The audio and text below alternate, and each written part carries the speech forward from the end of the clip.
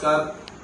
काल मला जे ऐवज मिळालेले होते, खोपट्यावरून कोपरविला जातावेळी मला जी पर्स मिळाली होती त्या आमच्या ताईची होती आणि ती पर्स मी त्यांच्या हवाले केलेली आहे कालच. आणि त्याच्यामध्ये 17 तोल्याचं गंठण आणि काही कॅश होती, ती त्यांच्याकडे मी सुपूर्द केलेली आहे.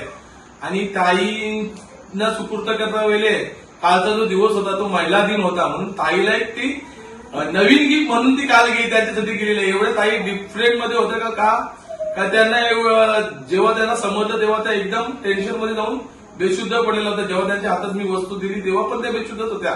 त्यांना आम्ही पाणी बिणी पाजून त्यांच्या हातात वस्तू देऊन त्यानंतर सुखरूप त्यांच्या घरी गेल्या. कारण ही शिकवण मला सातत्याने देणारे आमचे शिर्डीचे साईबाबा. कारण मी 18 वर्ष झाली शिर्डी वारी करतोय आणि त्या वारीमध्ये माझा साई सेवक मंडल उरण यांनी मला सातत्याने शिकवण दिलेली आहे की पडलेली वस्तू आणि कोणाची मिळालेली वस्तू त्यांना रिटर्न करायची असते. आमच्या दिंडीमध्ये चालता वेळेला मुंबईच्या दिंड्या किती असतात, काही त्यांचे मोबाईल पर्स काही ना काही विसरत असतो, पण आम्ही ती वस्तू सातत्याने त्यांच्याकडे आम्ही पोच करत असतो.